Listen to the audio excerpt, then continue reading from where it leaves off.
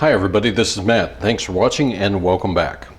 What do we have here? It says Smith & Wesson Performance Center. What could this possibly be? Ooh. It is a 1911 from the Smith & Wesson Performance Center. How about that? Okay, let's do a quick benchtop review. This, as I said, is a Smith & Wesson Performance Center 1911.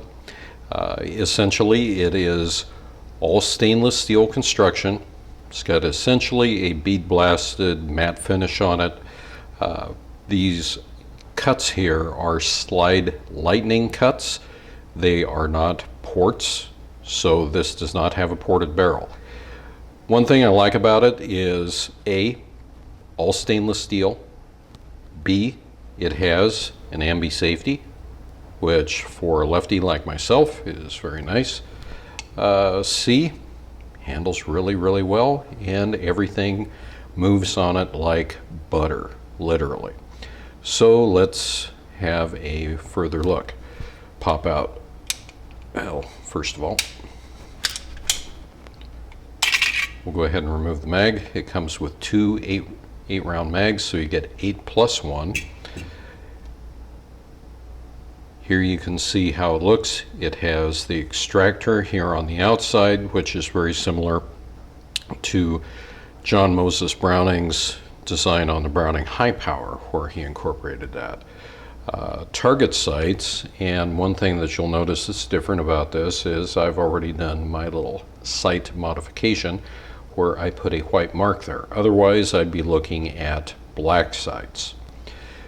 What can I tell you about this? Extremely well made. The frame on it is hand fitted, it's hand lapped. There is no give on that whatsoever. None. It features a spherical bearing here on the top, so it's essentially like what we would call a Bailey bearing, which on the inside of this is a titanium bushing, which helps with the lockup on it. And it has the G10 grips. It's got the 30 lines per inch checkering here on the front, on the back, and it has a flared magwell, which is very nice for 1911, because when it comes to indexing it and putting in your magazine, it just goes up in there very nicely. No give. Everything on this gun is absolutely tight. I really like the scalloping, what some people will call fish scales. I like the scalloping right here because this allows you a good purchase when it comes to racking it back and cocking it. And like I said, everything is extremely smooth. I've had this apart a couple of times just cleaning it. One thing I can tell you is when you get this lock back and you go to remove your slide stop, this thing comes out like butter, goes back in like butter. No fuss, no muss, it just simply works and does the job it's supposed to. The ambi safety is pretty low profile here on this side, and as you can see over here, it's just a little bit fatter. It isn't pinned, instead it's relieved here on the back.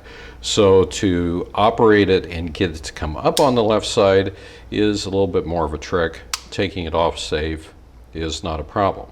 Now, let me get this case out of the way here for a second, and I will show you something. Now, Smith & Wesson claims that it will have a trigger pull of 3.5 to 4 pounds. I'm going to go ahead and put a snap cap in the mag. Go ahead, chamber it, and then what we're going to do is we're going to test it. I don't need the mag anymore. So let's see what we've got. Most of my tests with this so far have been in the 4.6 ounce range for a trigger pull. So we'll get on here. And you know what? It would help if I would push in on the beaver tail safety. Bad man.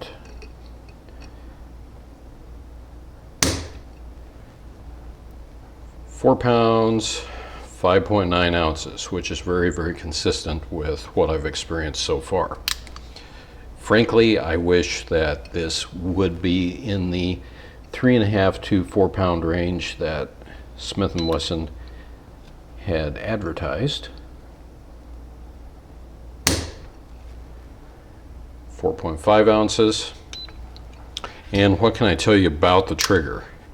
It has a definite wall that comes up on it. You do not feel a rolling brake whatsoever. It's just a wall, and then that's it. Wall, and that's all she said. When it comes to extraction, it comes out very easily, and you're good to go. So this is the Smith & Wesson 1911 from the Performance Center, and it needs to go to the range and it needs to get shot, and we'll see how accurate it is, and I will give you a report. So there you have it, and until next time, everybody have a good one. Thanks for watching, and be safe out there.